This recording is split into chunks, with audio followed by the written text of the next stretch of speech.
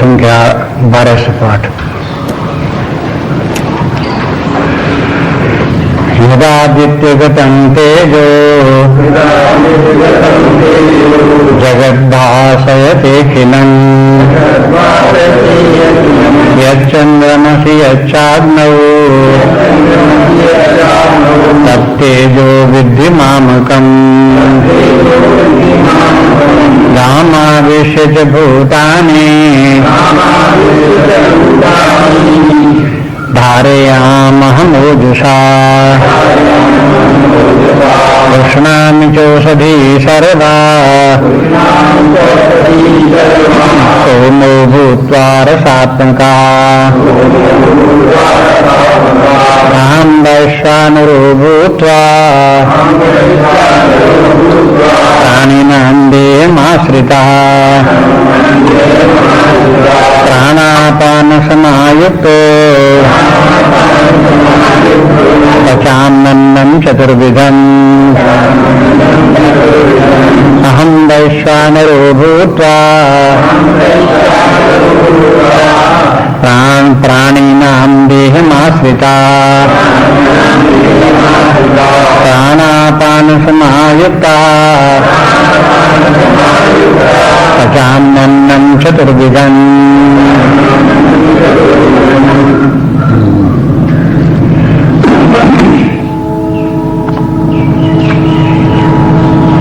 पीछे से विचार करते हुए देखिए, कहा कि देखो पहले अपने में वैराग्य भाव लाओ, वैराग्य भाव लाओ। उसके लिए क्या करो? असंग शस्त्रेण दृढ़ेन छित्त्वा, असंग शस्त्र के द्वारा, अनासक्ति के द्वारा जहां जहां आसक्तियां हैं, अहम और मन भाव जहां जहां है उसको समाप्त करो। उसके बाद फिर क्या करो? तथा पदम तत् परिमार्गतव्यम, तब उसके बाद में फिर उस परमात्मा को खोजो। तो ये दो कार्य करने पड़ते हैं। इसलिए फिर कल देख रहे थे, फिर कहा भगवान ने कि एक बात तो है योगिनः और दूसरी बात है यतन्तः। पहले योग साधना करो, चित्त को शुद्ध करो, वैराग्य भाव लाओ और फिर यतनता प्रयत्न करो। किस बात का? कि परमात्मा की खोज करो, ढूंढो परमात्मा को। तब यहां से कल शुरू किया, भगवान ने बताया कि परमात्मा को ढूंढने के लिए उपासना प्रारंभ करो और उपासना करते करते फिर वो ज्ञान को प्राप्त हो जाएगी। तो ये जो ये विरक्त होकर के उपासना से फिर भक्ति और ज्ञान प्राप्त होकर के परमात्मा को प्राप्त करो। उपासना करने के पहले व्यक्ति को परमात्मा का ज्ञान होना चाहिए। तो जैसे यहाँ गीता शास्त्र भगवान का ज्ञान करा रहा है, ज्ञान कराने के माने ये इस प्रकार से देखो कि सूर्य को देखो, सूर्य के प्रकाश को देखो, उसके मूल में विद्यमान सूर्य देवता को देखो और सूर्य देवता का भी मूल कारण परमात्मा को देखो। तो ऐसे सूक्ष्म दृष्टि लाओ, विचार करने की सामर्थ्य लाओ। उस परमात्मा से ही सूर्य देवता से ही सूर्य का बिंब और प्रकाश।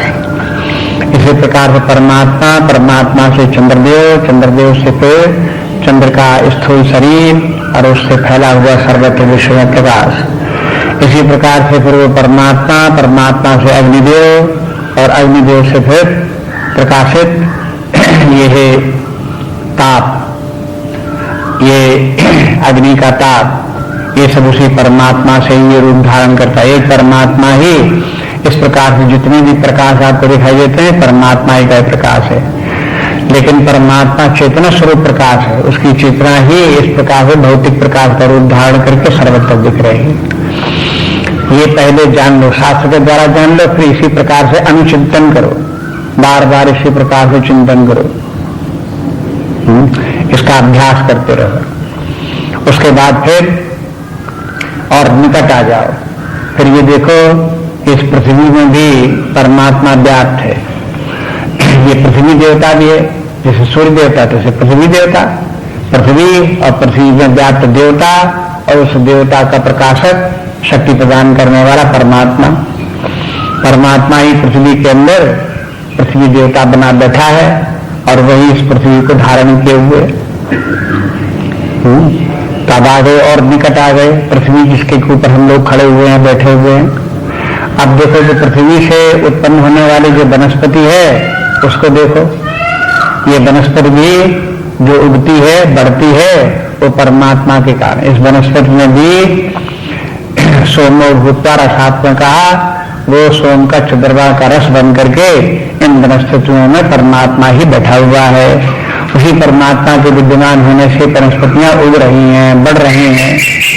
और देखो कितने प्रकार की वनस्पतियां हैं, उनके क्या क्या गुण हैं, सबकी तरफ ध्यान दे जाओ और देखो कि ये विशेषता परमात्मा की है। वही एक परमात्मा इन सब वनस्पतियों में विद्यमान होकर के इन नाना रूपों में अपना नाना प्रभाव दिखा रहा है। और फिर ये वनस्पति अन्न है, चाहे हमारे क्षुधा रूपी व्याधि को मिटाने वाला अन्न हो और चाहे रोग लग जाए तो रोग को मिटाने वाला हो। ये औषधि जो ये है ये हमारे शरीर में, अब देखो कि ये फिर औषधि या ये वनस्पति फिर हमारे शरीर में आ गई। अब शरीर में आ गई तो अपने शरीर में उपासना करो। अब शरीर में उपासना क्या कि देखो शरीर में जो वो हो पाचन क्रिया जो हो रही है वो परमात्मा के कारण हो रही है। पाचन क्रिया कैसे होती है? क्रिया शक्ति के द्वारा होती है। क्रिया शक्ति क्या है? प्राण। तो शरीर में प्राण, प्राण की क्रिया शक्ति और क्रिया शक्ति का संचालक परमात्मा। वही परमात्मा प्राण में क्रिया शक्ति है और मन बुद्धि में ज्ञान शक्ति है। एक ही परमात्मा अलग अलग रूपों में अलग अलग रूप से उपलब्ध हो रहा है। इसलिए उपासना करो। उपासना करो माने अपने हृदय में इस बात का चिंतन करो कि देखो हमारे शरीर में जो ये प्राण है, ये प्राण, इसमें जो क्रिया शक्ति है ये परमात्मा की है। ये हमारे मन बुद्धि में जो ज्ञान शक्ति है ये ज्ञान शक्ति परमात्मा से है। ऐसा नहीं कि प्राण अपने आप है, ऐसा नहीं कि शरीर अपने आप है, प्राण अपने आप है, ऐसा नहीं है। हाँ? ये तो आपको दिखाई देता है कि शरीर अपने आप नहीं है। जब हम अन्न खाते हैं तो अन्न से ही शरीर बनता है, इसलिए अन्न में कोश है। शरीर अपने आप कहाँ है? अन्न से बन रहा है। जैसे ये शरीर अन्न से बन करके परिपोषित हो रहा है, इसी प्रकार से प्राण भी परमात्मा की प्राण शक्ति के द्वारा क्रिया रूप होकर के शरीर में कार्य कर रहा है। तो ये प्राणोपासना कहलाती है। देखो उपनिषदों में अनेक उपासनाएं इसीलिए हैं, वहां पर भी सूर्योपासना भी है, प्राणोपासना भी है, ओंकारोपासना भी है। ये सब उपनिषदों में उपासनाएं हैं। सूर्योपासना प्रारंभिक लोगों के लिए सूर्योपासना है। यहाँ तो भगवान ने केवल यही कह दिया मुझको सूर्य समझो, लेकिन उपनिषदों में तो सूर्योपासना का पूरा विधान है, कैसे उसकी उपासना करनी चाहिए। इसी प्रकार से प्राणोपासना है। प्राणोपासना के माने अपने प्राण का भी अनुभव करो और देखो इस प्राण में जो प्राण शक्ति क्रिया शक्ति है वो परमात्मा की है। वो परमात्मा ही प्राण बन करके, अब प्राण भी शरीर में रह करके विभिन्न प्रकार के कार्य करता है। श्वास का संचालन भी प्राण से हो रहा है, तो श्वास को अपने आप थोड़ी चल रही है, प्राण से चल रही है। प्राण भी अपने आप कार्य थोड़ी कर रहा है, परमात्मा उसमें विद्यमान उसी की शक्ति से प्राण कार्य कर रहा है। इसलिए अंत में परमात्मा को देखना पड़ता है। एक जो कॉमन फैक्टर है सब जगह विद्यमान है, जिससे कि नाना रूप नाना कार्य होते दिखाई दे रहे हैं, उस परमात्मा का चिंतन करो, वो परमात्मा है। तो इसलिए बोले अहम वैश्वानरो भूत्वा, मैं वैश्वानर हो करके भूत्वा प्राणी नाम देह माश्रिता, व्यक्तियों के शरीर में स्थित होकर प्राण देह आश्रिता, उनका शरीरों में स्थित होकर के प्राणी नाम, प्राणियों, यहाँ प्राणी क्यों कह दिया? जीवों को प्राण का स्मरण दिलाने के लिए, क्योंकि वही परमात्मा जो वैश्वानर परमात्मा है वही प्राण में स्थित है। तो परमात्मा, फिर परमात्मा वैश्वानर, वैश्वानर से फिर ये प्राणी। वैश्वानर क्या है ये? देखो परमात्मा है, फिर ईश्वर है, ईश्वर के बाद फिर वैश्वानर है, फिर विराट है। जिसे हिरण्यगर्भ कहते हैं उसे वैश्वानर भी कहते हैं।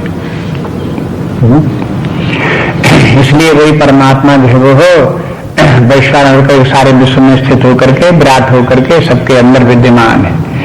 सबके अंदर विद्यमान है तो वो वैश्वानरो भूता, वैश्वानर हो करके, माने उपाधि धारण करके, प्राण की सूक्ष्म शरीर की उपाधि धारण करके वही परमात्मा हमारे सूक्ष्म शरीर में स्थित है और प्राण कार्य कर रहे हैं। तो ये है प्राणिनाम अप्राणापान समायुक्ता, यह है प्राण की क्रिया करता है वही और अपान की क्रिया भी करता है। जब अन्न पचता है, पचामन्नम चतुर्विधम, जब पेट में अन्न पचता है तब ये शरीर चलता है। पेट में अन्न ना पचे तो शरीर काय को चले।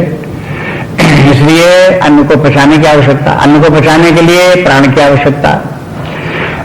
अब इसमें अन्न के पचाने में दो प्राण कार्य करते हैं।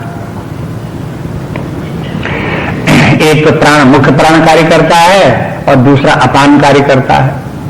हम जब लेकर के कुछ अन्न मुंह में रखते हैं तो एक शक्ति उसको गले से नीचे ले जा करके पेट तक पहुंचाती है। हमें कुछ शक्ति लगती है कि अपने आप पहुंच जाता है। ऐसे थोड़ी झोले में जैसे भर दिया तैसे भर दिया। अरे मुंह में डालो तो उसमें फिर गटकना पड़ता है, नीचे ले जाना पड़ता है, तो प्राण की क्रिया कार्य करती है, पेट में पहुंचाता है। पेट में पहुंच करके उस अन्न को पचाता है, पचाने की क्रिया होती है। उसमें जो विभिन्न प्रकार के स्राव होते हैं ग्रंथियों में, उनको उत्पन्न करके फिर उसको अन्न में मिला करके और फिर अन्न को आटे में बड़ी आंच से छोटी आंच से उनको घुमाता हुआ ले जाता हुआ आगे बढ़ाता है। ये सारा कार्य जो वो प्राण ही करता है। और उसके बाद अपान कार्य क्या करता है कि जो अन्न का जो मुख्य अंश है, रक्त इत्यादि बन गया, प्राण आदि बन गया, मन बुद्धि बन गया, अब उसका जो स्थूलतम भाग है वो बाहर निकाल दिया। तो अपान का काम है जो बचा हुआ भाग अन्न का है, जो काम का नहीं है उसे बाहर निकाल दिया। इतना काम अन्न के पचने में होता है। ये संपूर्ण कार्य जो है वो प्राण के द्वारा होता है। उपनिषदों में तो प्राणोपासना जहां आती है वहां तो ये तो उपासना करते ही हैं कि देखो समस्त शरीर में विद्यमान प्राण है, उस प्राण के रहते ही शरीर की समस्त क्रियाएं हो रही हैं। उस उपासना लिए गए कहते हैं कि प्राण का संचालक है परमात्मा है, वही इसको चला रहा है। परमात्मा कैसे चला रहा है? जितने भी सूक्ष्म शरीर हैं उन समस्त सूक्ष्मों में व्याप्त जो परमात्मा चैतन्य है वो हिरण्यगर्भ होकर के सबके सूक्ष्म शरीरों में विद्यमान है और सबके सूक्ष्म शरीरों को वही परमात्मा चला रहा है। जो हमारा जो तेजस जो हो, जीव का जो तेजस रूप है वही ईश्वर का हिरण्यगर्भ रूप है। इसलिए वो परमात्मा हिरण्यगर्भ होकर के सबके शरीरों में विद्यमान होकर के प्राण रूप होकर के अन्न इत्यादि को पचा रहा है। ये उपासना करो। और फिर कहते हैं उपासना क्या करो कि ये देखो कि प्राण में परमात्मा विद्यमान है। वो परमात्मा की सब प्राण को तो जाओ भूल, उस परमात्मा को देखो।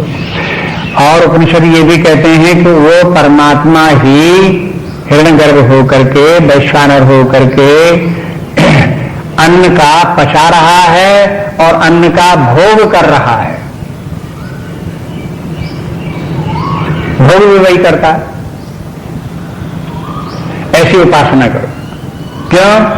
ये मत कहो कि अन्न मैंने खाया, ये मत कहो कि अन्न मैंने पचाया, ये मत कहो कि अन्न का उपभोग और उसको मुझे प्राप्त हुआ, ऐसा मत कहो। फिर इससे क्या होगा? इससे वैराग्य आएगा। पहले शरीर में वैराग्य करो कि ये शरीर में नहीं हूं। शरीर पंच महाभूतों को एक संघात हूं, शरीर थोड़ा हूं। ऐसे वैराग्य लाओ शरीर से। फिर प्राण से भी वैराग्य लाओ। ये देखो कि वो हो जो हिरण्यगर्भ हो करके समस्त प्राण हो करके जो विद्यमान है वही सबके अंदर विद्यमान है, प्राण ही खाता है। भूख किसको लगती है? तो रुद्र को उपनिषद कहते हैं भूख लगती है प्राण को। खाता कौन है? प्राण। तो तुम ये क्यों कहते हो कि मैं खाता हूं? ये सब विचार करने की बातें, युक्ति लगाओ, तर्क लगाओ। कहां तक हमारा विचार जो हमारा व्यवहार चला करता है, साधारण व्यवहार जो चला करता है, उसमें कितनी गलत धारणाएं होती हैं। जैसे ये बात साफ समझ में आती है कि ये शरीर में कैसे हो सकता है कि तो पंच महाभूतों का संघात, अन्न का संघात, तो फिर मैं कहां से हो गया इसमें? हाँ? किस कारण से मैं बोलते हो? अज्ञान के कारण मैं बोलते हो, खाम खा करके मैं बोलते हो, उसको जबरदस्ती करके। ऐसे ही प्राण जो है वो हो, भूख प्राण को लगती है, खाता प्राण है, पचाता प्राण है, आप अपने आप को उसमें क्यों इन्वॉल्व करते हो? क्यों कहते हो मैं खाता हूं, मैं पचाता हूं? ये सब उपनिषद की बात है। यहां पर भाव कुछ ऐसा ही लगता है। भगवान कहते हैं कि देखो, सबके शरीरों में, प्राणियों के अंदर स्थित होकर के मैं प्राण का, अपान का संचालन करके मैं ही अन्न को पचा रहा हूं। ये मत कहना कि मैंने खाया, मैंने अन्न को पचाया।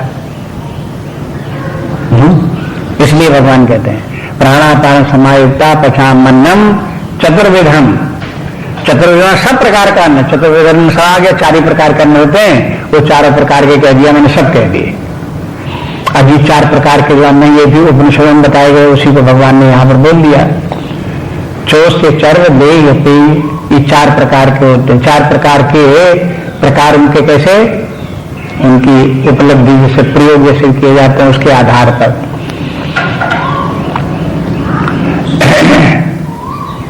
जैसे चबा करके खाओ, फिर चूस करके खाओ, फिर चाट करके खाओ, फिर पी करके खाओ। हाँ? तो कुछ चबाया जाता है, हाँ? कुछ चाटा जाता है, कुछ चूसा जाता है। अब गन्ना जो है वो गन्ना भी खाया जाता है, लेकिन क्या किया जाता है? चूसा जाता है।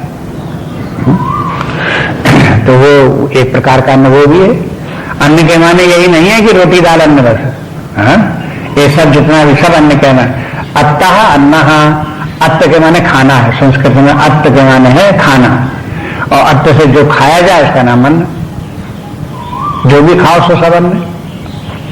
बल्कि व्यापक अर्थ में तो अन्न यहां तक बता दिया छांदोग्य उपनिषद में, अगर हम आंखों से देखते हैं तो आंखों का अन्न रूप है, वो भी अन्न है। कानों से अगर हम शब्द सुनते हैं तो कान शब्द जो है कान में आते हैं, तो वो शब्द भी कान के अन्न हैं। ये व्यापक अर्थ में हो गया बहुत। उतने अर्थ में न भी लो, खाने के अर्थ में लो, तो भी खाने में कम से कम इतनी बात तो ध्यान में रखो कि 4 प्रकार के जो अन्न हैं, ये 4 प्रकार के अन्न, चाहे चूसने के हों, चाहे खाने के हों, चाहे पीने के हों, ये सब अन्न हैं। ये सब अपने पेट में जाते हैं और वहां जाकर के ये पचता है। तुलसीदास जी कहते हैं कि जो खाते हम तपत हित लागी, अपनी तृप्ति के लिए खाते हैं। और वहां पचल जठरागी, जठराग में उसको पचाती है। ये उदाहरण देते हैं तुलसीदास। कहते हैं कि हम तो जैसे भगवान का नाम लो तो भगवान का नाम तो लोगे, लेकिन भगवान का नाम आपके भीतर चित्त को शुद्ध करेगा, परमात्मा का ज्ञान भक्ति उत्पन्न करेगा। ये वो अपने भीतर कैसे करेगा? जैसे कि अपने भीतर अन्न पचा करता है।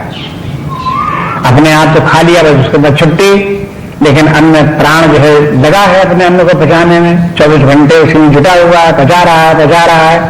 लेकिन उसके साथ में हम थोड़ी जुटे हुए कि नहीं हमें अन्न पचाना है इसलिए हम बैठे हुए। क्यों बैठे हो? कि हम अन्न पचा रहे हैं बैठे हुए। ऐसे थोड़े होता है। अन्न तो अपने आप भीतर अपने पच रहा है, प्राण पचा रहा है, हम फुर्सत है हमको। बस इस प्रकार से देखो ये कि ये प्राण जो है ये है अन्न को पचाता है, और अपने आप को इस प्राण से अलग देखने का अभ्यास करो। ये उपासना है। जब उपासना करते हैं तो उपासना के साथ साथ जो जिसकी उपासना करते हैं उससे श्रेष्ठ की तरफ ध्यान दे जाओ, और जिसकी उपासना जिस स्तर पर जिस प्रतीक की उपासना कर रहे हैं उसमें न मम के भाव रखो कि ये मैं नहीं हूं। ये प्राण में ये भाव रखो कि ये प्राण मैं नहीं हूं। प्राण का संचालक प्रकाशक परमात्मा है। प्राण ही अन्न को पचा रहा है, मैं अन्न को नहीं पचा रहा हूं। ऐसी बात दर धारणा रखो। अब ये तो हो गया पचामन्नम चतुर्विधम, सब प्रकार से अन्न के पचाने का कार्य हो रहा है। तो अब ये उपासना कहाँ चल रही है? अपने यहां से हजारों मील दूर आकाश में थोड़ी हो रही है। अपने भीतर ही, अपने शरीर के भीतर आकर देखो। पहले बाहर जिसकी उपासना कर रहे थे, जिस परमात्मा की, उसी परमात्मा की उपासना जब अन्न हमारे पेट में गया, जहाँ भगवान ने पिछले लोगों कहा कि कृष्णान चौषधि सर्वा सोमो भूत्यारा साथ में कहा, तो अन्न में भी परमात्मा घुस गया और अन्न उसने अब अन्न का रूप धारण कर लिया। और जब वो हमारे पेट में पहुंचा तो वही परमात्मा प्राण बन के उस अन्न को पचाने लगा। तो अब हमारी उपासना का केंद्र बिंदु शरीर के भीतर आ गया, वही उपासना करो। अब अपने आप अपने अंदर प्राण को भी देखो, प्राण की क्रियाओं को देखो, पाचन क्रिया को देखो, इसको सबको देखते रहो दूर से और उपासना करते रहो कि ये सब कार्य कैसे हो रहा है, कौन शक्ति इस कार्य को कर रही है, देखो ये परमात्मा सब कर रहा है, इस प्रकार से देखो। इसके बाद अब कहते हैं फिर क्या करो, अब आगे की उपासना देखो। सर्वस्य चाहं हृदि सन्निविष्टो मत्ता स्मृतिर्ज्ञानमपोहनं च वेदैश्च सर्वैरहमेव वेद्यो वेदान्तकृत वेद विदेव चाहम् सर्वस्य चाहं हृदि सन्निविष्टो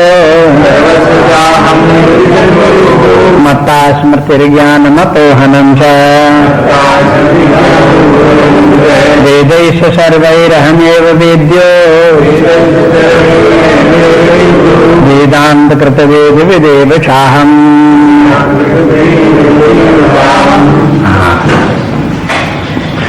अब क्या हुआ, अब प्राण के बाद में अब आ जाओ मन बुद्धि पर।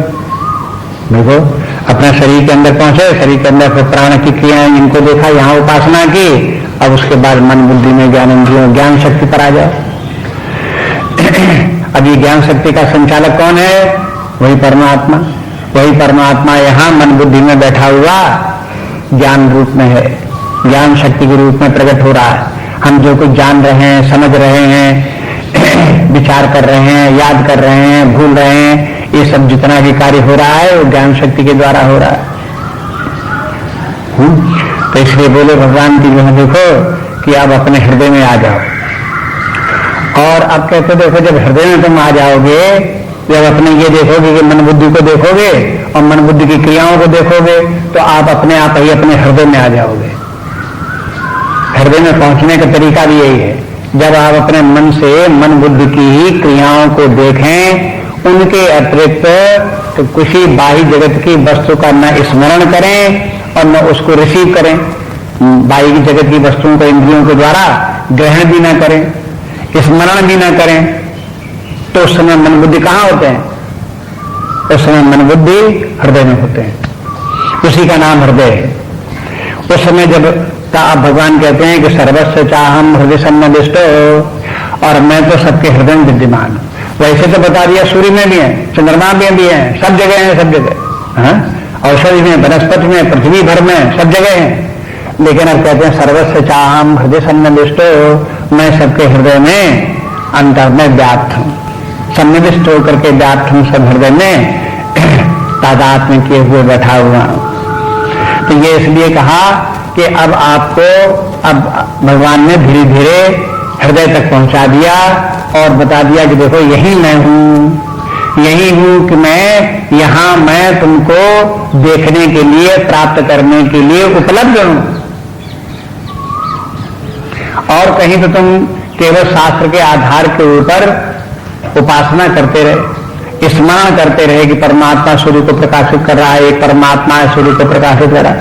अब अपने हृदय में उस प्रकार से नहीं कि एक परमात्मा जी ये कर रहा है, वो कर रहा। अब यहां तो हृदय में परमात्मा को देखो, इसलिए उपासना अंत में हृदय में पहुंच करके उपासना फिर ज्ञानात्मक हो जाती है।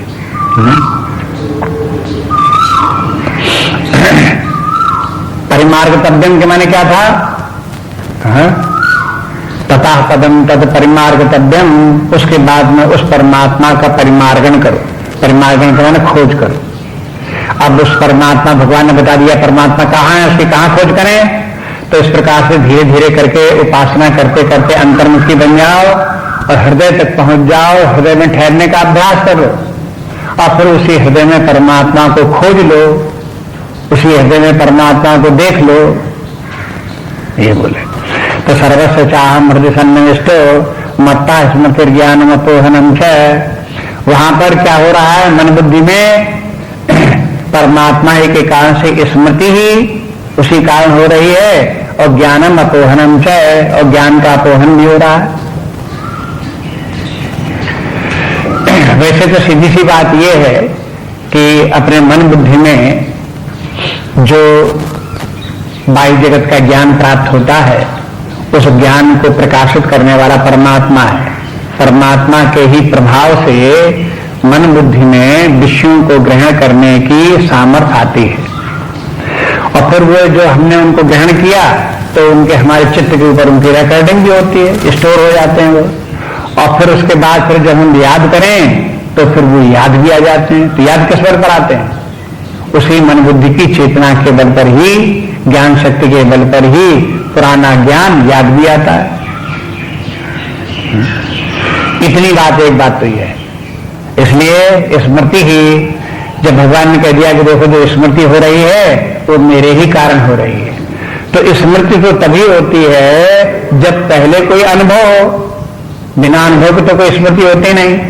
तो स्मृति यदि परमात्मा कराने वाला है, परमात्मा की शक्ति से ज्ञान शक्ति होती है, स्मृति होती है, तो स्मृति के पहले जो अनुभव हुआ था वस्तु का, ज्ञान प्राप्त हुआ था, वो ज्ञान भी परमात्मा की ही शक्ति से हुआ। ये इंप्लाइड है, इसमें स्मृति में इंप्लाइड है। देखो, पहचाना उसको। अगर ये कह देते कि देखो इंद्रियों के द्वारा जो ज्ञान प्राप्त हो रहा है वो हमारे मन बुद्धि में ज्ञान आ रहा है, उस ज्ञान को परमात्मा हमें ज्ञान करा रहा है, ज्ञान शक्ति के द्वारा हो रहा है, तो अलग से ये बताना पड़ता तो उस ज्ञान का फिर क्या होता है, स्टोर होता कि नहीं होता है, तो उसकी याद आती कि नहीं याद आती है, वो अलग से बताना पड़ता। लेकिन जब बता दिया कि जो स्मृति होती है वो परमात्मा की ही ज्ञान शक्ति के कारण से होती है, तो इसके माने है स्मृति तभी होगी जब कोई स्टोर हाउस में पड़ा हो तब उसी का स्मरण आएगा। और स्टोर हाउस में पहुंचा कैसे? जब तक हमारा अनुभव नहीं हुआ तब तक स्टोर हाउस में पहुंचेगा नहीं। इसलिए तीनों कार्य जो है वो चेतन शक्ति के द्वारा, ज्ञान शक्ति के द्वारा हमारे अंदर संपादित हो रहे। एक बात तो ये तो हो गया मत्ता स्मृति ही। अब दूसरी बात देखो, ज्ञानम अपोहनम च, जो ज्ञान का अपोहन है, माने ज्ञान जो समाप्त हो जाए, लय हो जाए, ये कार्य भी नहीं कर रहा हूं। अब ये कहकर के क्या बताया यहां पर कि देखो एक जागृत अवस्था है, एक स्वप्नावस्था है, एक सुषुप्तावस्था है। जागृत अवस्था में हमको ज्ञान हो रहा है, स्मरण हो रहा है, तीनों कार्य हो रहे हैं, हम कुछ ज्ञान प्राप्त भी कर रहे हैं, कुछ हमारे अंदर उसका स्टोर भी हो रहा है, और फिर कुछ हम स्मरण भी कर रहे हैं। जागृत अवस्था में ये होता रहता है, स्वप्नावस्था में भी, और कुछ नहीं तो स्मरण तो आता ही रहता है, वो स्मरण रूप ही स्वप्न है, वो भी वहां चला करता है। लेकिन एक तीसरी अवस्था में भी जब हम पहुंचते हैं तो परमात्मा हमको सुषुप्तावस्था में भी ले जाता है, और सुषुप्तावस्था में यह ज्ञान शक्ति को बीज रूप में स्थापित करके वहां ज्ञान अपोहन कर देता है। माने सुषुप्तावस्था में कुछ भी अनुभव में नहीं आता, तो ये कुछ भी अनुभव में न आना भी एक ज्ञान की अवस्था है। ऐसा नहीं कि ये जो समय ज्ञान कुछ नहीं होता, अरे कुछ ज्ञान नहीं होता, इसका ज्ञान तो होता ही है, ये ज्ञान भी उस समय सुषुप्तावस्था में विद्यमान है। तो जब ये कहते हैं स्मृति ज्ञान में अपोहन, तो सुषुप्तावस्था का वर्णन करते हैं। जब वो सुषुप्तावस्था का वर्णन करते हैं, इसके माने स्वप्नावस्था और जागृतावस्था का उसी में समाहार हो गया। तो इसके तात्पर्य यह हुआ कि देखो जो हमारे मन बुद्धि में ज्ञान शक्ति है वो हो एक तो जागृतावस्था में 3 भागों में बटी हुई है। पहले हमने ज्ञान प्राप्त किया, फिर उसको हमने अपने अंदर स्टोर किया, फिर उसका हमने स्मरण किया, एक ज्ञान तो ये। और दूसरी बात ये कि वो ज्ञान की अवस्था 3 प्रकार की, जागृत स्वप्न सुषुप्ति अवस्थाएं 3 क्यों हैं? ये मन बुद्धि के ऊपर ही निर्भर करती हैं। जिस समय मन बुद्धि सक्रिय होती है और बाह्य शरीर से इंद्रियों के होकर के बाह्य जगह से हमारा संपर्क हो रहा होता है, उस समय ये है जागृतावस्था कहलाती है। जब बाह्य जगह से हमारा संपर्क नहीं होता लेकिन मन बुद्धि कार्य करते हैं, तब उसका नाम स्वप्न होता है। और जिस समय मन बुद्धि कार्य नहीं करते हैं, इनकी वृत्तियां स्थगित हो जाती हैं, उस समय सुषुप्तावस्था होती है, डीप स्लीप। ये आप कहते हैं कि देखो अपने हृदय में स्थित रहते हुए इन सबको देखो, अपने मन बुद्धि को देखो, आप ज्ञान प्राप्त कर रहे हो उसको देखो, अपने अंदर ज्ञान संग्रहित है उसको देखो, ज्ञान का स्मरण हो रहा है उसको देखो, आप अपनी जागृतावस्था को देखो, स्वप्नावस्था को देखो, सुषुप्तावस्था को देखो, ये सब अनुभव करो। और ये भी करो कि यही परमात्मा भी हृदय विद्यमान है और वही सब इनको प्रकाशित कर रहा है, उसी की शक्ति से ये ज्ञान शक्ति सब कार्य कर रही है। इस प्रकार से देखो। अब इतनी देखने के बाद में अब थोड़ा भगवान वही हृदय में ही रहते हैं और वही हृदय में रहते हुए उत्साहित करते हैं और फिर आगे बढ़ेंगे। अब पहली बात तो यहाँ पर ये समझ लेनी चाहिए कि अब इस हृदय में जो परमात्मा विद्यमान है वही परमात्मा परम प्राप्तव्य है। हमारे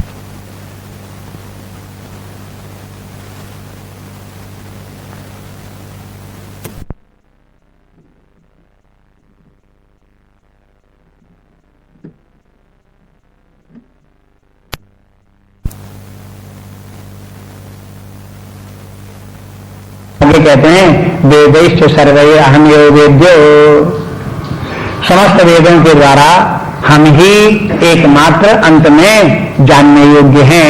विद्या माने जो जानने योग्य हो। किसे जानना चाहिए? परमात्मा को जानना चाहिए। और जितने ज्ञान है वो तो रास्ते के पत्थर हैं। हाँ? अंत में जहां हम रास्ता पार करते हुए पहुंच गए तब हमें उसे परमात्मा की हमें प्राप्ति हो गई।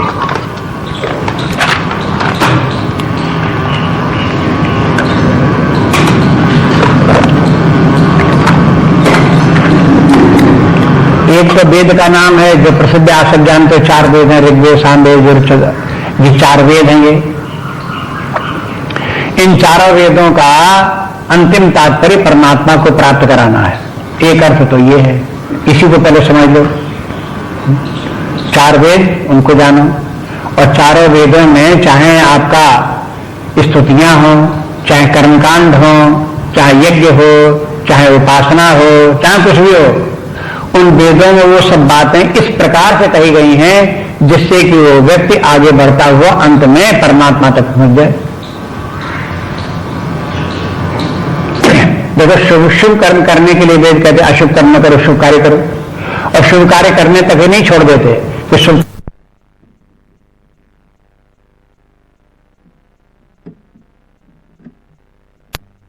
यज्ञ कराने के लिए कहते हैं। अब जब यज्ञ करने के लिए कहते हैं, क्यों कहते हैं यज्ञ करने के लिए? क्योंकि उनका भी तत्काल तो पहले बताएंगे देखो यज्ञ करोगे तुम्हें स्वर्ग प्राप्त होगा, यज्ञ करोगे तुम्हें पुत्र प्राप्त होगा, यज्ञ करोगे तुम्हें धन, बोलते थे इस प्रकार के। लेकिन उनका प्रयोजन क्या है उसके पीछे?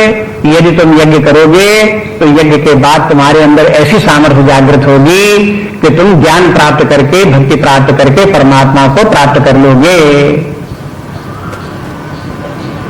प्रयोजन वही है उसका। जो लोग ये समझते हैं कि यज्ञ का तात्पर्य स्वर्ग प्राप्त कराना है, पुत्र प्राप्त कराना है, इतना ही मात्र है, ऐसे पंडित लोगों की भगवान ने निंदा की, दूसरे अध्याय में निंदा कराए। क्या देखो ये भी कोई बात है? हाँ? यज्ञ करो स्वर्ग जाओ, बस यही सब कुछ है और कुछ है ही नहीं, ऐसे कैसे है? वास्तव में इन सबके बाद में इन सबका अंतिम उद्देश्य परमात्मा को ही प्राप्त करना है। उसमें जो कर्मकांड है वो कर्मकांड लगता है कर्म के द्वारा लोक लोकांतरों की प्राप्ति कराना ही उसका फल है, लेकिन लोक लोकांतरों की प्राप्ति कराना उसका फल नहीं है। उसका फल है परमात्मा की प्राप्ति कराना। जैसे कोई छात्र स्कूल में पढ़ता हो, उसने 6वां दर्जा पास किया, 8वां दर्जा पास किया, तो ये तमाम दर्जे क्यों पास करने पड़ते हैं? अगर ये दर्जे सब, इन दर्जों को पास करने का अंतिम लक्ष्य क्या है? ये पास कर ले, एमए पास कर ले, इसीलिए तो सब कक्षाएं पास करनी पड़ती है। लेकिन जिस समय छात्र पढ़ रहा होता है उस समय 6वें में पढ़ रहा होता है तो यही उसे सुझाया जाता है कि देखो तुम छठवें पढ़ते, तुम ये पढ़ो, परीक्षा में पास हो और फेल न हो जाना, पास होना और अच्छे नंबरों में पास होना, जैसे कि मानो छठवां ही दर्जा सब कुछ हो। उसी में सब उसका ध्यान केंद्रित करा देंगे। उससे ये नहीं कहेंगे छठवां दर्जा तुम इसलिए पढ़ा रहे हो कि आखिर हमें पढ़ना है तुम्हें, छठवां ही दर्जा सब कुछ है, बस उसी को पढ़े रहो। इसी प्रकार से इसमें साधना में भी जो साधना कराई जाती है, किसी भी प्रकार की साधना हो वो ऐसे कराई जाती है मानो वही सब कुछ है। क्योंकि ऐसा नहीं मानेंगे तो उसमें मन लगा करके साधना व्यक्ति नहीं करेगा, उसमें दृढ़ता नहीं आएगी। इसलिए मन लगा करके साधना करने के लिए उसी की प्रधानता बता देते, उसी की महिमा बोलते रहते हैं। और फिर कहते हैं कि उसके बाद फिर वो सब वेद अंत में वेदांत बन जाते हैं और वेदांत उपनिषद बन करके फिर परमात्मा का ज्ञान कराते हैं और व्यक्ति फिर उन्हीं के सहारे से अपने हृदय में परमात्मा को दर्शन प्राप्त कर लेता है। एक भाव तो ये भगवान का कहना है। दूसरी बात ये कहनी है कि अब हम भगवान कहते हैं अब हमने तुमको हृदय तक पहुंचा दिया, उपासना करते करते हृदय में जो मन बुद्धि की ज्ञान शक्ति है वो ज्ञान शक्ति मैं ही हूं, ये तुमको बता दिया, ये जाकर के वहां उपासना करो।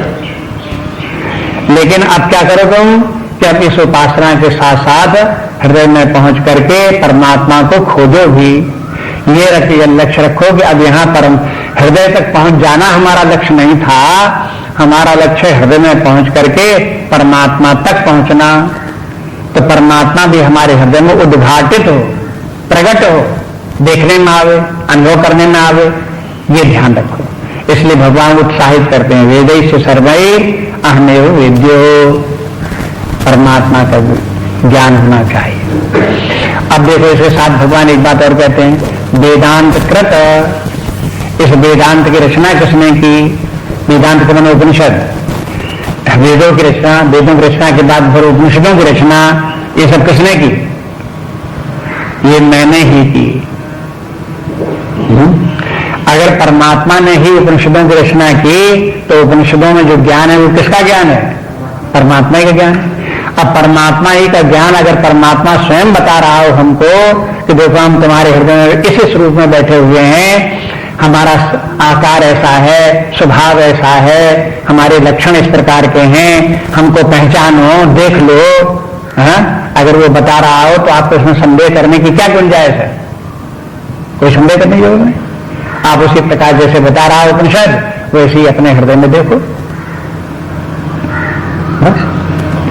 इसलिए कहते हैं कि वेदांत कृत और वेद विदेव चाहम, और वेदों का जानने वाला वो कौन है? तो वो भी नहीं। जब व्यक्ति जो है वो हो, इसमें तीन बातें कहकर के एक बात ये भी बता दी भगवान ने कि जो पहले जीव था वही हृदय में परमात्मा को खोजते हुए परमात्मा स्वरूप हो जाता है। पहले उसने वेद पढ़े, लेकिन वेद पढ़ करके वो वेद को जानता नहीं है। जब वो हृदय में परमात्मा खोजते खोजते परमात्मा को प्राप्त कर लेता है और ये जान लेता है कि ये परमात्मा ही अपना वास्तविक स्वरूप है, तब उसको फिर मालूम होता है कि वेद में क्या लिखा था और उसका तात्पर्य क्या है। अभी तक हम जिस वेद को पढ़ते रहे उसका क्या प्रयोजन था, क्या भाव उसका है। जब तक कि आत्मज्ञान नहीं होता तब तक ठीक ठीक वैदिक ज्ञान या उपनिषदीय ज्ञान या वेदांत ज्ञान व्यक्ति को नहीं होता। इसलिए वेदांत ज्ञान के द्वारा परमात्मा का ज्ञान होता है, परमात्मा का ज्ञान होने पर ही वेदांत का ज्ञान होता है। क्योंकि ज्ञान और परमात्मा दो वस्तुएं नहीं हैं। जो परमात्मा का ज्ञान है वही परमात्मा। ये विचित्र से, इसीलिए ये ज्ञान अपने ढंग का अनोखा ज्ञान है। संसारी अन्य ज्ञान जैसे हैं, भौतिक ज्ञान है, उस प्रकार का ज्ञान नहीं है। जैसे साइंस है, मैथमेटिक्स है, पॉलिटिक्स है, इकोनॉमिक्स, इनके जैसे ज्ञान है वैसा ज्ञान ये नहीं है। ये ज्ञान अपने विशेष प्रकार का ज्ञान है। इसके लक्षण भी एक अलग ढंग के अपने हैं। कोई देहाभिमान रख करके वेदांत को जानना चाहे तो नहीं जान सकता। जीव भाव बनाए रख करके वेदांत को जानना चाहे तो नहीं जान सकता।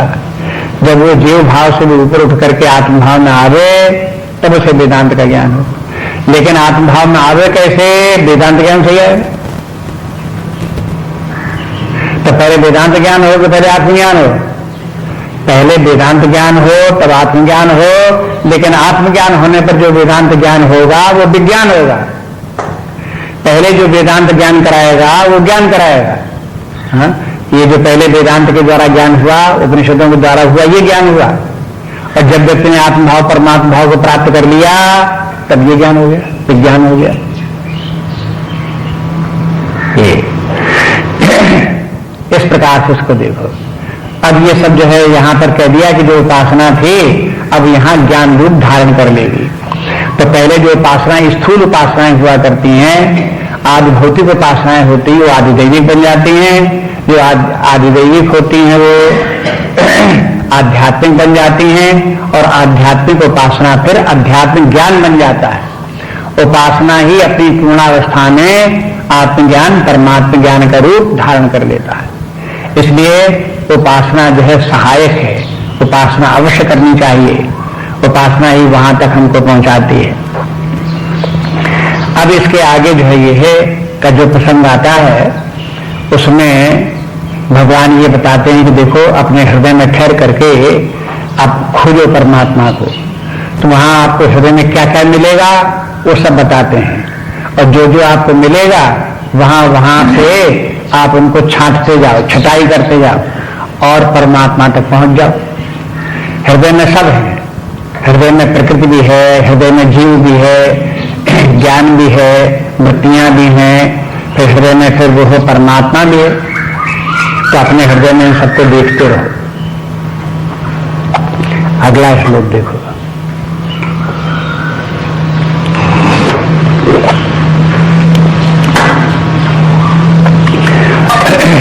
द्वाविमौ पुरुषौ लोके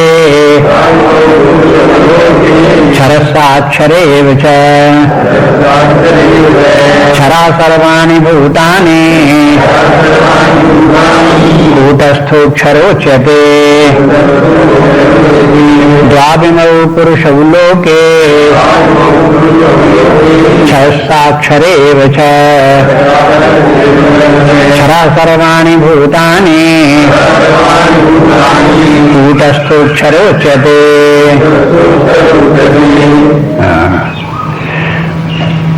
द्वौ इमौ लोके पुरुषौ, इस लोक में दो पुरुष हैं, एक है क्षर और दूसरा अक्षर। इस लोक के मारे ये नहीं कि इस जमीन पर पड़े हुए हैं दो तरह के लोक। मैंने अब जिस हृदय में हम पहुंच गए हैं उस हृदयालोक में आपको क्षर और अक्षर ये दो पुरुष मिलेंगे। बाकी मनुष्य का स्वभाव तो बड़ा विचित्र है। एक बार आप उनसे हृदय तक पहुंचा भी दो तो भी आगे की जब बात करने लगोगे तो हृदय में नहीं टिकेगा, लौट करके मैदान में यहीं पे आ जाएगा, बाहर जगत में वहीं ढूंढने लगेगा। ये उसका जो है वो पुरानी पड़ी हुई आदत है। देखो परमात्मा तो हृदय में ही मिलता है, इसलिए हृदय में ठहरने का अभ्यास करना पड़ता है। योगियों को जो अष्टांग योगी हैं, ध्यान योगी हैं, उनको ध्यान में बैठ करके हृदय में रहते हुए परमात्मा तक पहुंचना पड़ता है। एक बात और बताऊं, देखो नई बात, कि ज्ञानियों को ध्यान करने की आवश्यकता नहीं है। जहां कोई शिष्य गुरु के पास बैठ करके आत्मज्ञान ब्रह्म ज्ञान का उपदेश ले रहा हो, उसको ध्यान करने की जरूरत नहीं, आंखें बंद करने की जरूरत नहीं। वो उपदेश जो हो रहा है उसके साथ लगा रहे, उसको विचार करता रहे, समझता रहे। तो उपनिषद माने गुरु उपनिषद के द्वारा उसके शिष्य के हृदय में परमात्मा की स्थापना करा देगा, परमात्मा को दिखा देगा, वही देख लेगा। बिना आंखें बंद किए हुए भी हृदय तक आप पहुंच सकते हो और हृदय में परमात्मा को देख सकते हो। ये ज्ञान योग का सिद्धांत है। अब अगर आप इस समय आंखें न भी बंद करो तो जितना वर्णन चल रहा है उसके अनुसार मन बुद्धि की बात आ गई।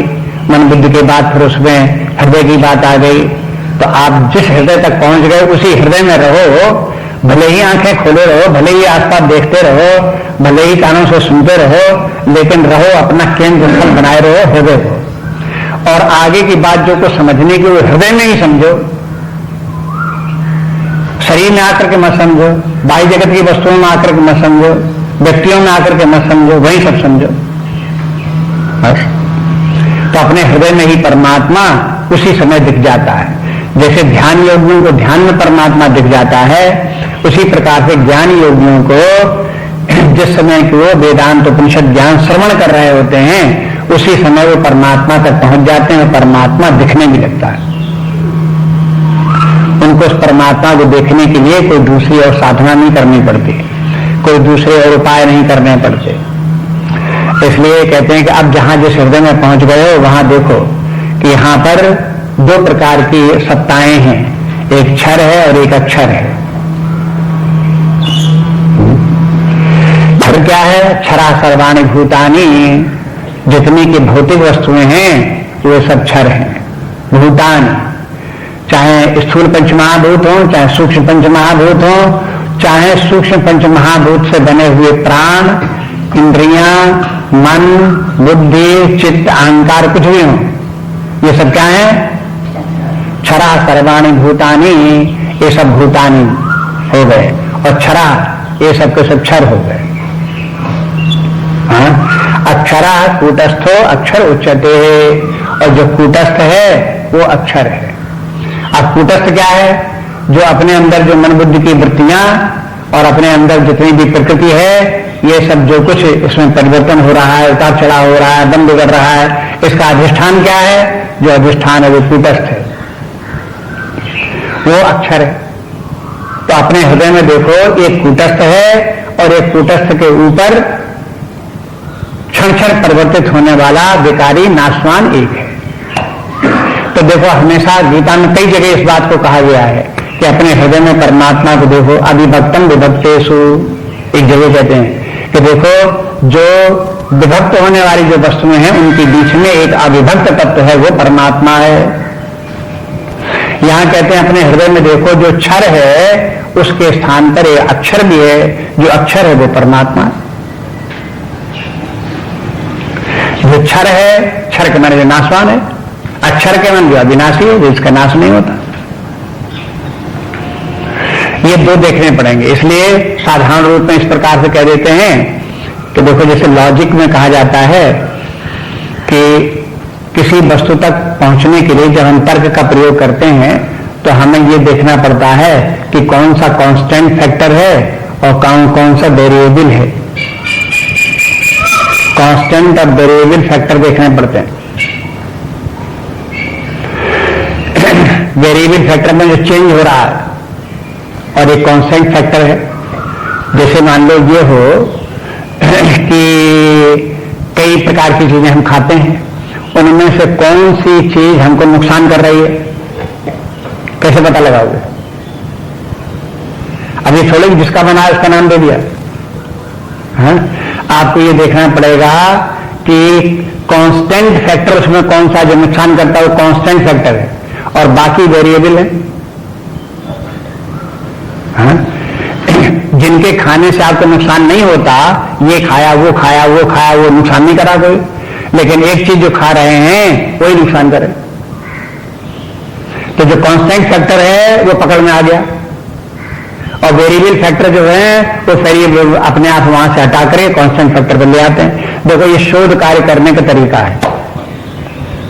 शोध कार्य, चाहे साइंटिस्ट शोध कार्य करें, चाहे डॉक्टर लोग शोध कार्य करें, और चाहे कोई जो है वो आध्यात्मिक व्यक्ति शोध कार्य करे, शोध कार्य में ये बात ध्यान रखनी पड़ेगी।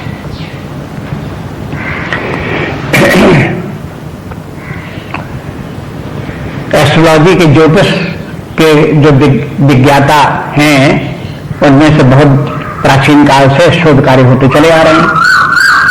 वे देखते हैं कि ये ग्रहों की गति क्या है, कौन कौन ग्रह कहां पर किस गति से चलते हैं, उनका कैलकुलेशन वो करते रहते हैं। उन्होंने एक बार देखा कि ये बुध का ग्रह जो वो एक स्थान पर आकर के वो अपने मार्ग को बदल देता है। और बाकी चलता रहता है अपने मार्ग पर, जो उसका मार्ग है वो राउंड मार्ग है, उस पर चलता रहता है। लेकिन एक स्थान पर जब आता है तो थोड़ा दब जाता है और फिर घूम करके तब इस प्रकार से चलता है। तब कैसे पता लगे कि वो क्यों इस प्रकार से उसी स्थान पर जाकर के क्यों इस प्रकार से हो जाता? अब उन्होंने शोध कार्य किया तो देखा कि उस स्थान पर एक दूसरा ग्रह विद्यमान है, उसी के थोड़ी दूर पर उस ग्रह का प्रभाव उसके ऊपर पड़ता है, इसके कारण से उसको रास्ता बदलना पड़ता है। देखो और जितने तारे थे वहां पर रास्ता नहीं बदलते, जितने और ग्रह थे वहां उसका रास्ता नहीं बदलता था। इसके माने उनका प्रभाव उसके ऊपर नहीं पड़ रहा है, एक विशेष स्थान पर वो रास्ता अपना बदल रहा है, इसके माने उस ग्रह का प्रभाव उसके ऊपर पड़ रहा है। तो ये जैसे हर कोई भी हमें आपको ये एस्ट्रोलॉजी का एक उदाहरण बताया, ऐसे सभी तमाम उदाहरण इस प्रकार के हैं, आप कहीं भी देख लोगे तो शोध कार्य ऐसे ही होता है। इसलिए पक्का करके मानो बैठे हृदय में कि हृदय में दो प्रकार की वस्तुएं हैं, एक चेंजेबल है और एक कांस्टेंट है। चेंजेबल है, वेरिएबल फैक्टर है, और दूसरा जो है कांस्टेंट फैक्टर है। ये दो चीजें हृदय में हैं। अगर आपको खोजना है तो इसको सहारा लेकर के अपने हृदय में खोजो। इसलिए बार बार जब हृदय में पहुंचते हैं, परमात्मा के खोजने की बात आती है, तब इनको बताना पड़ता है कि देखो ये वृत्तियां बदल रही हैं। ये वृत्तियां क्या हैं? ये भौतिक हैं, अपंचीकृत पंच महाभूतों से निर्मित हैं, वासनाओं से निर्मित हैं। ये जो वृत्तियां जो है, ये वृत्तियां बदलती रहती हैं। इन वृत्तियां जहां से उत्पन्न होती हैं और जहां लीन होती हैं और जहां रह करके ये वृत्तियां चेंज होती हैं, उसका जो अधिष्ठान है वो कूटस्थ है। कूट के माने निहाई भी है, इसलिए कूटस्थ जब शब्द का प्रयोग करते हैं तो एक निहाई का माने उदाहरण देना चाहते हैं। जैसे एक सुनार की या लोहार की निहाई हो, उस निहाई के ऊपर वो जो है वो अपने बनाएगा, कूटे पीटेगा। एक उसने लोहे का टुकड़ा लिया, पीट पीट करके चद्दर बना दे, पीट पीट करके उसको लंबा बना दे उसे, तो इसके रूप उसके बदलते रहेंगे, लेकिन निहाई जैसी की तैसी रहेगी। हाँ? इसी प्रकार से हर वृत्ति, चाहे जो कोई भी वृत्ति हो, कोई भी विचार आवे, सब विचारों के अधिष्ठान में, आधार में एक निहाई की तरह से रखा हुआ, कूटस्थ रखा हुआ तत्व है। ध्यान दो उसकी तरफ। आप अपनी वृत्तियों को ही न देखते रहो, अपने विचारों को न देखते रहो। ये तो बात ठीक है कि भाई हमें जो स्मरण आ रहा है वो स्मरण में परमात्मा की ही ज्ञान शक्ति कार्य कर रही है, तब स्मरण आ रहा है, वो तो बात पुरानी हो गई। अब ये देखो कि जो वृत्ति उत्पन्न होती है, लीन होती है, इसका अधिष्ठान क्या है? अधिष्ठान का अगर पकड़ में आ गया, समझ में आ गया, दिखने लगा, तो आप कूटस्थ तक पहुंच गए। कूटस्थ तक पहुंच जाना एक बहुत बड़ी उपलब्धि है। लेकिन कूटस्थ को कैसे प्राप्त करें, कैसे वहां तक पहुंचे, इसके लिए प्रयास करना पड़ेगा। इसी का नाम यति है, यतन्ते योगिनश्चैनम। अब यही यत्न करो अपनी बुद्धि की वृत्तियों को। अब वृत्तियों को फिर उस कूटस्थ तक पहुंचने के लिए आचार्यों ने सिंप्लीफाई किया, थोड़ा सा और विस्तृत वर्णन किया। कहा कि देखो ये जो आपके विचार आते हैं, थॉट्स हैं, जो विचार हैं, वृत्तियां हैं, ये एक तो विषयाकार वृत्तियां हैं,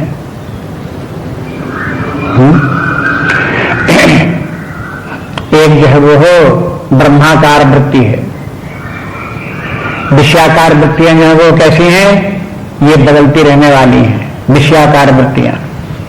एक ब्रह्माकार वृत्ति है, वो वृत्ति जो है वो हो उत्पन्न होती, लीन होती रहती, उत्पन्न होती, वृत्ति रहती एक सी है, लेकिन बदलती रहती है। फिर उसके बाद में अगर आप विषयाकार वृत्ति से जैसे ओंकार का उच्चारण करो, तो ओंकार की वृत्ति पे आ जाओ, तो बार बार ओंकार की वृत्ति का उच्चारण हो, अब विषयाकार वृत्ति से छुटकारा हो गया। अब लेकिन ओंकार की वृत्ति भी बार बार उत्पन्न हो रही, बार बार लीन हो रही है, तो वहां पर भी ध्यान दो और आगे बढ़ो। और आगे क्या बढ़ो कि देखो एक अवस्था तो वो है जबकि वृत्ति उत्पन्न हो रही, लीन हो रही है, और दूसरी अवस्था वो है जबकि वृत्ति का लय हो गया है, वृत्ति कोई है ही नहीं। जिस समय वृत्ति कोई नहीं है उस समय क्या है? उस समय वही कूटस्थ है, और क्या है?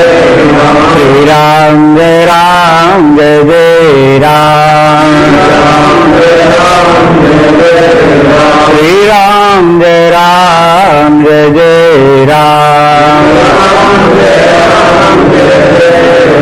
जय जय राम जय जय राम,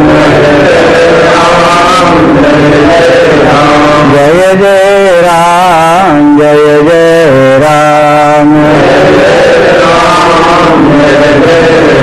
जय जय राम जय जय राम। ओम पूर्णमदा पूर्णमिदं पूर्णात् पूर्णमुदच्यते पूर्णस्य पूर्णमादाय पूर्णमेवावशिष्यते। ओम शांति शांति शांति।